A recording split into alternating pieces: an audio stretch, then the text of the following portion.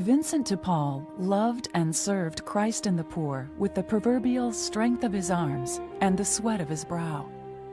This love, this charity, gradually transformed him as a young man from being a talented, ambitious, self-centered, and decidedly average priest, making him instead an unforgettable figure in his own age and someone who would be known forever to history as the Apostle of Charity. A saint who, as a brilliant organizer of resources and people, changed the world for the better by doing good and doing it well. When we discover this very human Vincent Depaul on his own terms, we'll also find we've discovered Vincent a relevant and timeless example for all, a saint for all. Born in 1581 in the southwest of France, Vincent Depaul came from a peasant family. Growing up in the region of Gascony in a small village called Puy near the ancient city of Dax. We do know from some patient investigation that his family owned property. He had members of his family who were in the sort of upper and professional level of local rural life. And so the family were not dirt poor. They had perhaps a 6-room house, they owned property, they had animals. He was a normal boy and grew up to be a normal man, an ordinary young man living in the country.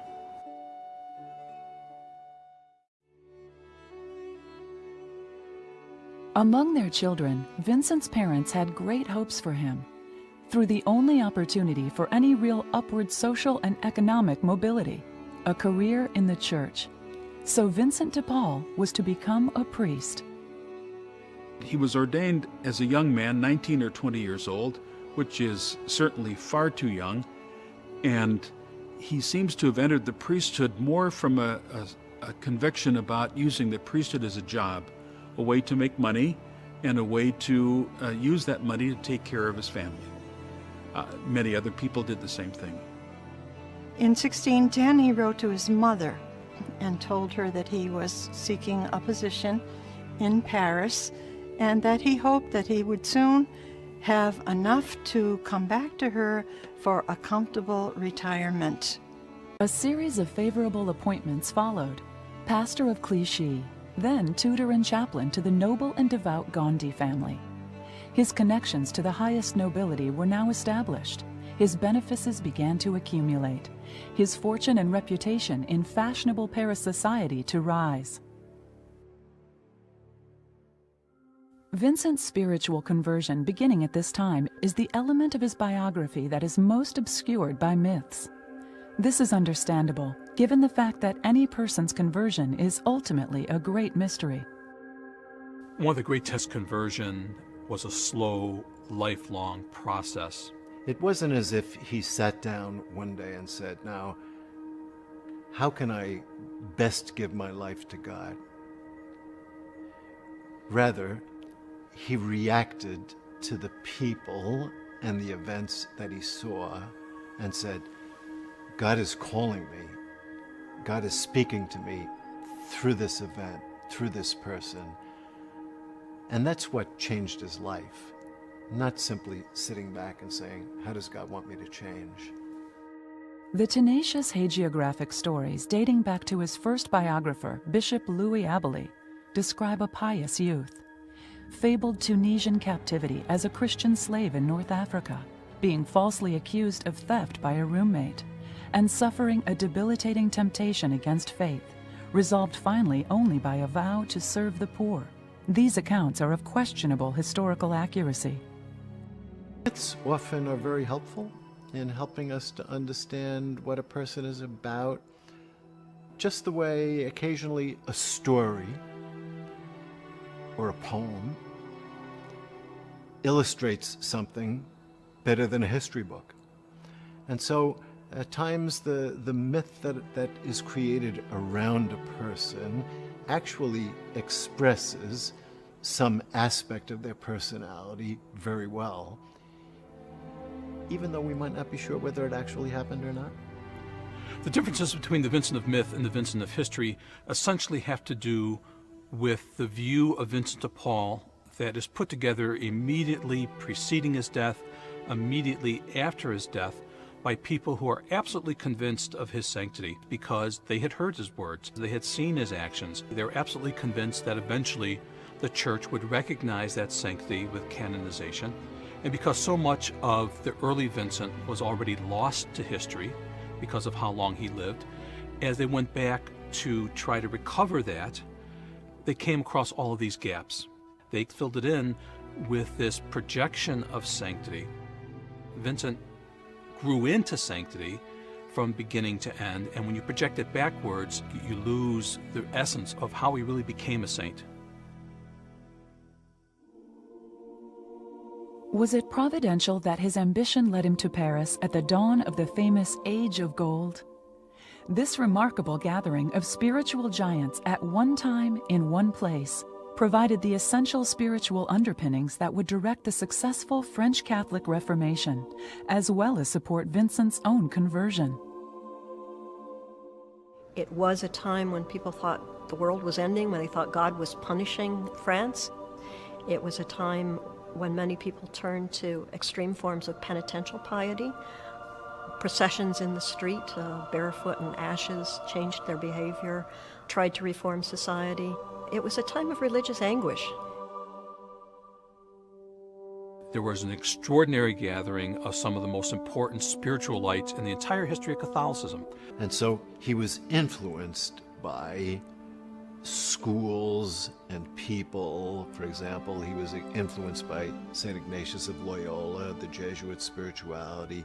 He was influenced by Bérulle and what would be called the French school of spirituality. He was influenced by Francis de Sales. He was influenced by Henri Duval. But the final product is very much himself. It's his own. And it's a mixture of things that he felt would be very important in serving the poor. This new journey would have him follow in the footsteps of Jesus Christ, the evangelizer of the poor and the source and model of all charity. This new journey would at every turn lead him unerringly to people who were poor, spiritually abandoned, and living at the margins.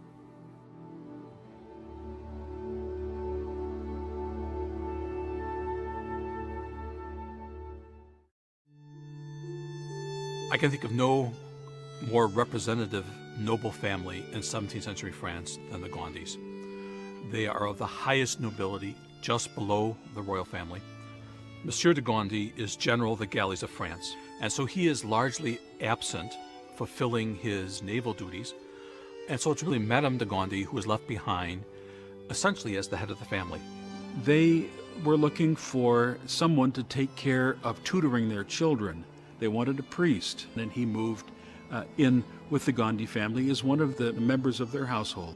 The Gondis had a lot of property, and they regularly had to go and collect the dues that were owed to them by the people that lived on their properties.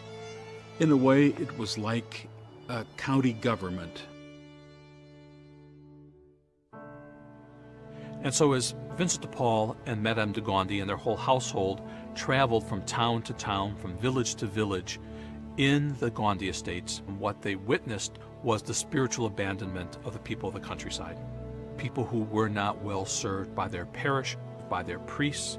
They weren't well served in terms of the church being able to give them the sacraments that they needed for this faith life. You know, that fateful January 1617, Madame de Gondi turns to Vincent and she asks what I have always called the Vincentian question. What must be done? She, the one who asked him to hear the confession of this dying peasant, whom she considered one of the finest men on her estates. And yet the peasant said to her, "Madame, without this confession, I would have been lost." And Madame de Gondi said, "Listen, what should we do in a case like this? I'm sure there are many other people on my lands who are in a similar situation. Why don't you preach about this?"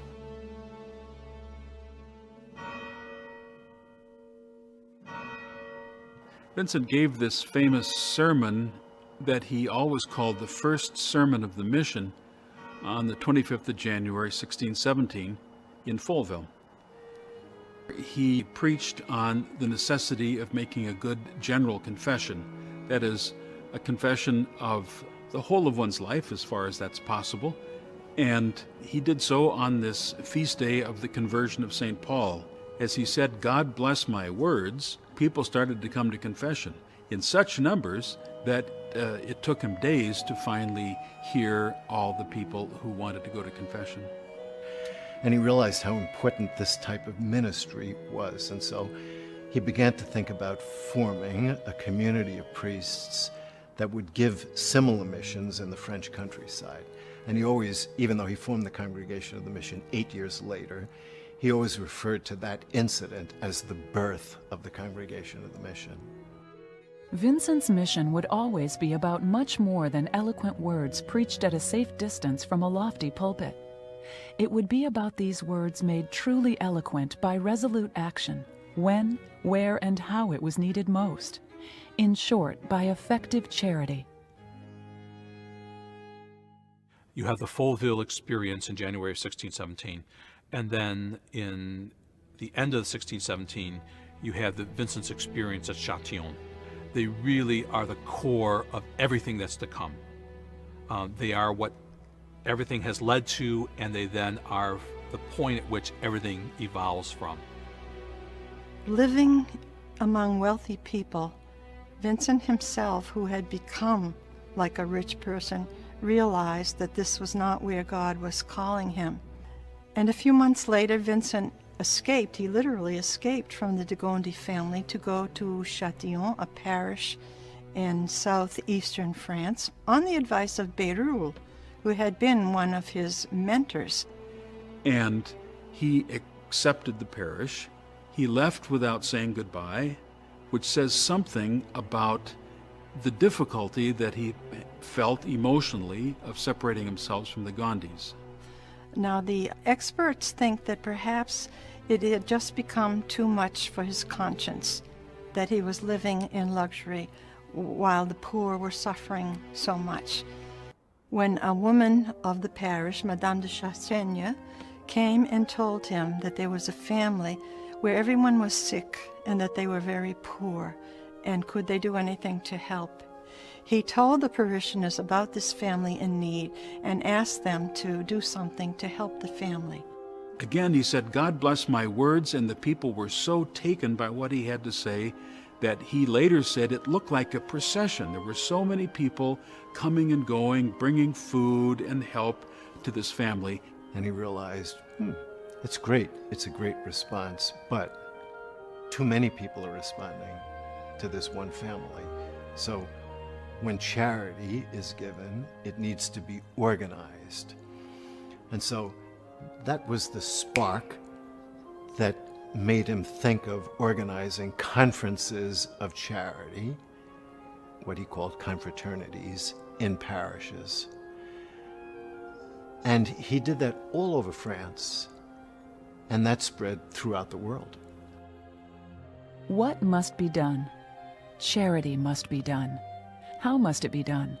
Collaboratively, with planning, adequate resources, professionalism, and most of all, with great love and respect for those being served.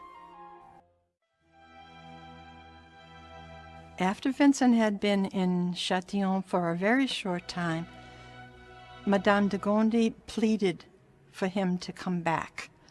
She not only pleaded on her own, she got her husband to plead. She got Cardinal de Bérulle to intercede for her.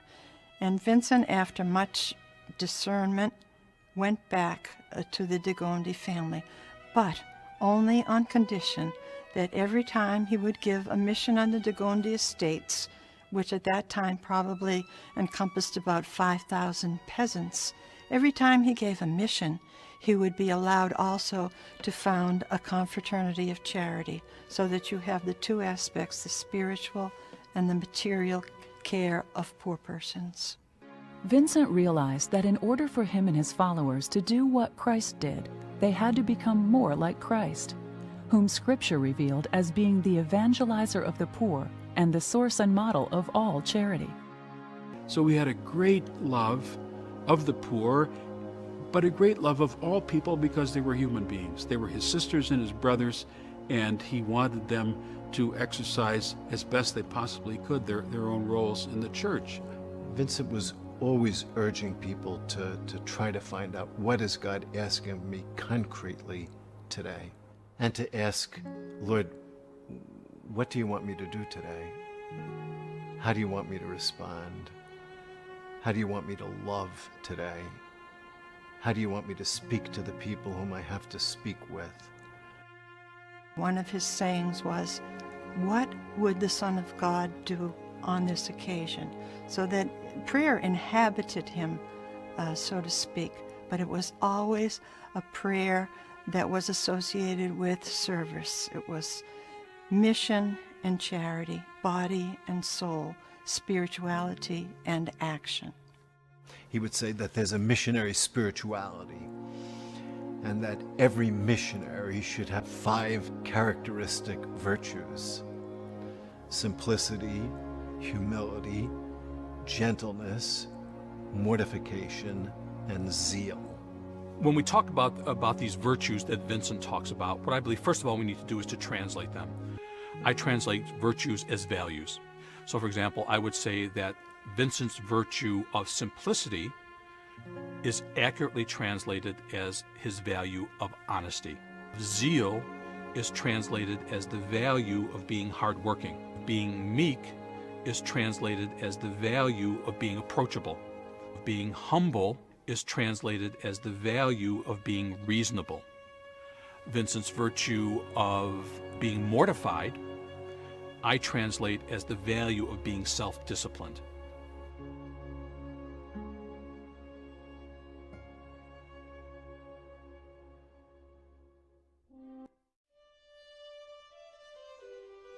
Founded in Paris in April 1625 with a generous endowment provided by his noble patrons, Monsieur and Madame de Gondi, the Congregation of the Mission, a community of priests and brothers following Christ, evangelizing and serving the poor, would become Vincent's most important contribution to the reform of the French Catholic Church.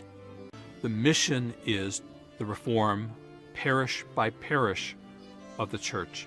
And you can't reform the parish without reforming the priest. The clergy at St. Vincent's time was very poorly instructed. Vincent says that some of them didn't even know the formula for absolution and confession. They would have to read it off a piece of paper. And they made all sorts of mistakes in celebrating Mass and so on, because there was no really set way of forming priests. There were no seminaries at that time in France. And so he decided that something had to be done for the reform of the clergy. He was not alone in this. He told In 1625, when the Congregation of the Mission is founded, it's Vincent and 5 other priests. By 1628, when it is still just a handful of priests, Vincent is asking for legal recognition from the king so that the mission of the Congregation of the Mission can expand from the Gondi lands to the entire kingdom. At the same time, Vincent is already writing to the Pope to get validation of the Congregation of the Mission for the entire church, because Vincent's vision already is that this mission is not just on the Gondi lands, this mission is not just in the Archdiocese of Paris, this mission is not just in the Kingdom of France, but this is the mission of the church.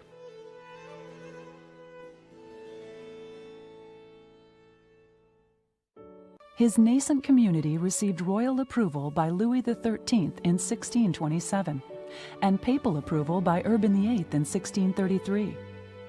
These approvals set the stage for the next development, the acquisition of a powerful base for the community's ministries. The ancient priory of Saint-Lazare, located just outside the gates of Paris on the Rue Saint-Denis. Vincent acquired Saint-Lazare as the mother house of the Congregation of the Mission.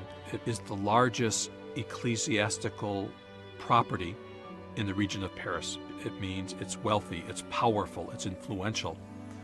It had been run by a group of Augustinian monks for centuries, but at the dawn of the 17th century, the monastery, the priory, had been reduced to just a handful of monks, and they no longer had the energy or the manpower to fulfill their responsibilities. And the last prior, Adrien Le Bon, looked around and said, what am I going to do with this? And he looked at Vincent Depaul, looked at the new congregation of the mission, and said, what better use than dedicating this to church reform, dedicating this to something that is living and vibrant. And so out of the blue, he approaches Vincent and says, how would you like it? It must, as St. Vincent admitted, been like a clap of thunder or a cannon blast to him. He was just dumbstruck by the fact of having to take on this huge, huge piece of property with everything that was involved in it, though after a great deal of hesitation and a great deal of prayer and consultation, he agreed to take on St. Lazare. Changed the congregation from being this little band of brothers who would leave the key under the mat or give the key to their neighbors and go out and preach and then come back, into a fully developed religious congregation.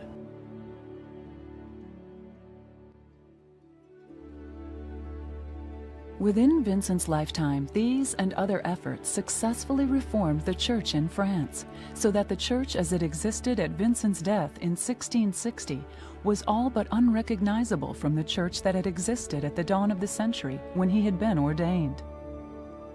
Vincent de Paul became the symbol of the Catholic Reformation in France, and his successful efforts on behalf of reform and the poor led to a national role and influence for him, recognized and rewarded by the crown. Vincent's comfort with authority as it existed in his world gave him the power to ensure that it was used in the service of a shared faith, the common good, and most of all the poor. What must be done? People who are poor and abandoned must be served whenever and wherever they're found.